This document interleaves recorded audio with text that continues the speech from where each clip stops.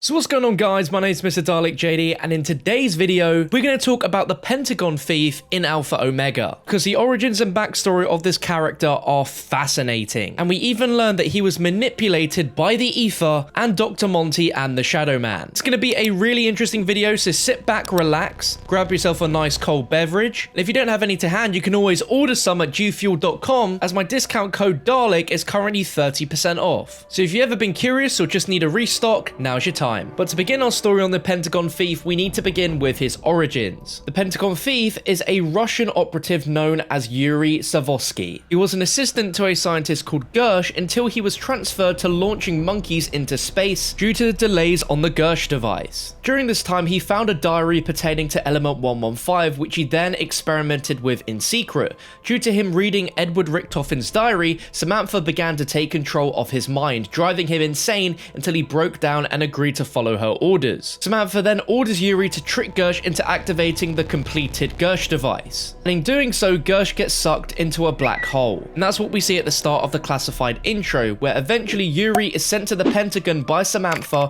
after entering a rift caused by the Gersh device, where he is found by Samantha and transformed into the Pentagon Thief. He then is instructed to release zombies into the Pentagon, which he does so, resulting in the outbreak we see in Classified. Broken Arrow very quickly work out that the perpetrator of this was Samantha, and that she found a way to transport Yuri Savosky, as he was the Russian agent who infiltrated the Pentagon. His role in the incident and how he came to enter one of the most secure facilities on the planet is unknown, but for the time being he is kept in custody in prisoner holding in Camp Edward. A month later, an agreement was made between the Department of Defense and the Central Intelligence Agency to approve a Project MK Alpha. Now this is an extension of the Project MK Ultra, which is a CIA mind control program, and this is referencing an actual real-life CIA program where experimentation on humans were intended to identify and develop drugs and procedures to be used in interrogations to weaken the individual and force confessions through mind control. So a skilled operative could carry out a full-on interrogation on a subject, yet leave the subject with no specific recollection that the interrogation happened. Considering the volume of element 115 required for this project, the Department of Defense and the CIA agreed that the nuclear test site near Groom Lake is the ideal location for MK Alpha operations. This program operated under the utmost confidentiality and discretion, where all Broken Arrow operatives employed must be vetted and approved by the DoD and the CIA for this program. How is the Pentagon Thief involved in this? Well, there is a secret letter you can find in prisoner holdings, which describes that Project MK Alpha is entering Phase 2. Sawyer would like them to work with a subject called Ident K642, also known as the Pentagon Thief. Their attempts at normal interrogation have been all but non-starters, but with Project MK Alpha, they can access his mind in ways traditional interrogation never could. And their thoughts on interrogating him is that he may provide critical insight into the entity known as Samantha. Now this is where things get very fascinating, as at this moment he has been held in custody for over a year and a half. And an outline plan of his first week at Camp Edward has just been written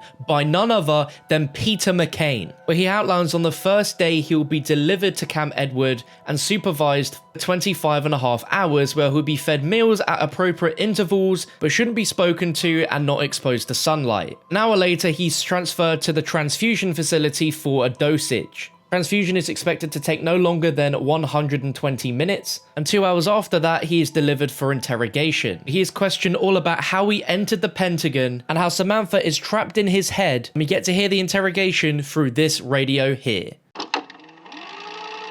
I swear, I tell you what I know. We've only scratched the surface. The night of November 6, 1963, you gained access to the Pentagon. How? I do not know. I just appear. I do what she's saying. I just appear.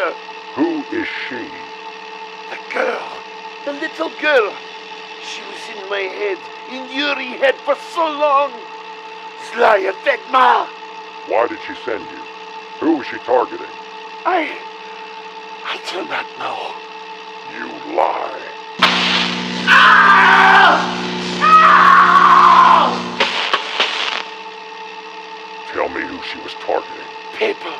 People who tried to stop her. She sent me to stop them. I obey. Try to stop them. I take weapon. Get out of my head. I can feel you. Cody.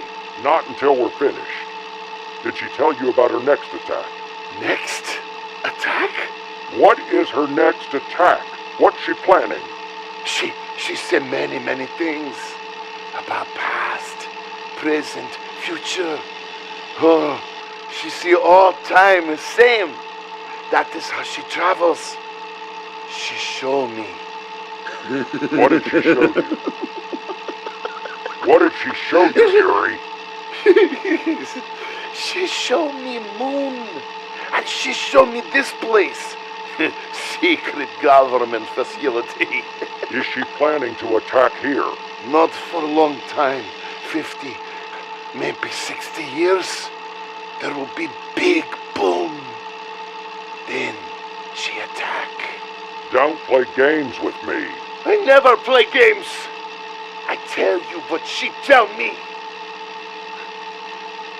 She tell me you will be there too, Pernell. How do you know my name? Terminate the session. End it now.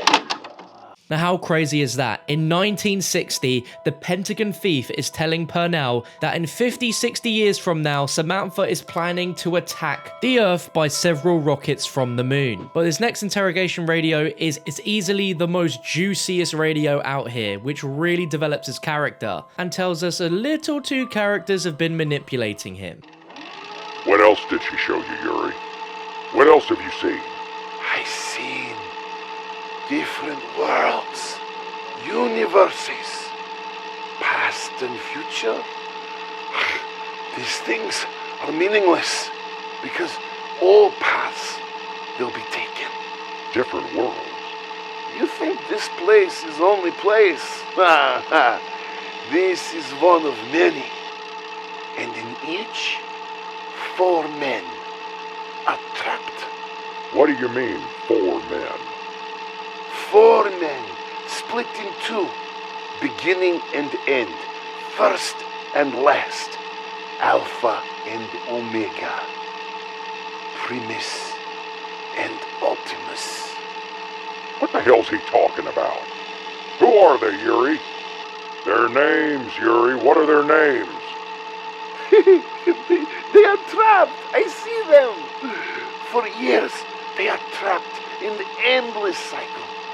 No matter how they try to break it, there is no escape. Cycle always begin anew. It is the ether. Once it was above all worlds, but then it corrupted one, and like virus, this corruption spread. What more do you know about the ether? I know what she tell me, and what they tell me. Who's they? The 4 men? Yet, 2 angels. They come to me in dream. It must be code for something. Yuri, what are the 2 angels? They come from place above existence. Agartha. So wow, this version of Samantha has told Yuri about humanity's entire history with Element 115, and how in the many multiverses, 4 men are always trapped. 4 men split in 2, Alpha and Omega, Primus and Ultimus, and they are trapped for years in an endless cycle. No matter how they try to break it, there is no escape, and how the reason this cycle keeps perpetuating is because of the ether. That the Shadow Man and Dr. Monty don't just exist from the ether, they come from a place above the ether, Agartha. And in a dream very similar to what we see in the Samantha drawings in Der Eisendrache, Yuri was visited in a dream by both the Shadow Man and Dr. Monty. But what is very clear is in this final radio, you hear that he was actually manipulated by the Shadow Man. He describes his corruption from the ether as him being marked and cursed. Exact words that we hear from the Shadow Man during Shadows of Evil. This is also the final conversation that is had with him before he dies, and I'll let you listen to it now. Yuri, this is very important. How do you get to Agartha? Why do you hear the voices too? Answer the question.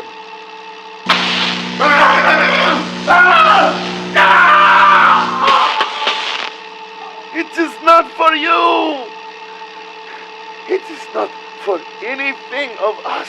Answer the question! Director, we should halt the interrogation. His levels are fluctuating rapidly. We're done when I say we're done. Tell me how to get there, Yuri. I do not know. And even if I did, I would not tell you. You have been marked by it. You are cursed. I hear it in your thoughts. I can feel it. It's corruption.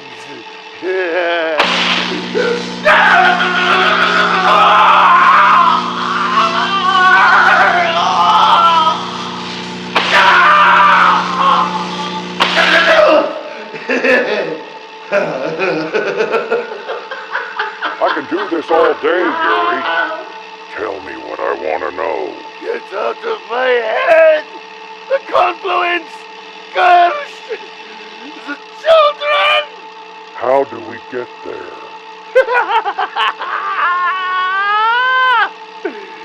You do not possess power to withstand its embrace. Even if you find way to ascend, you will not comprehend what you saw. It would destroy you. Dr. Hale, report. One moment, Director. He's gone, sir. So who would have thought it all the way back in 2011 playing Black Ops 1 Zombies that the Pentagon Thief, the man that steals our weapons, all along was a super important character who got corrupted by the ether and how he was driven to insanity. And what I find really interesting is we learn that not only was he corrupted and manipulated somewhat by Samantha, but was also manipulated by Dr. Monty and the Shadow Man, where the ether has marked him and he is cursed by it, almost to the point where he is hearing all three voices, Samantha, Monty, and the Shadow Man, inside his head with this one sentence saying, "Get out of my head," the confluence being Dr. Monty, cursed being Shadow Man, and the children being Samantha. He was in a never-ending mental tug of war between these three characters, and with this knowledge from Yuri, it makes sense that whenever a character that has been manipulated and corrupted by the ether mentions that they've heard the voices, plural, we now know those voices are a combination of Samantha, the Shadow Man, and Dr. Monty. And a majority of this interrogation involves answers which have come directly from the mind of Samantha, especially in that final real interrogation where he mentions that the ether is not for you, it is not for any of us, and mentioning to Purnell that he does not possess the power to withstand its embrace, and even if he could find a way, it would destroy him. And this is perfectly mirrored by something that Samantha says directly to Edward Richtofen in his head in Classified. And when I say mirrored exactly, it's the sentences where Yuri mentions that the ether was not for Purnell, it's not for any of us, and she says exactly that here. Take a listen. Oh, so brave, Teddy! You come all this way just to possess the Aether's powers. What was it you wanted? Oh, yeah. To find Agartha, as if it will somehow solve all your problems. How childish! Do you want to know, Edward, what I've learned about this place? The Aether is not for us. Not me. Not you. Not anyone. We do not use it. It uses us.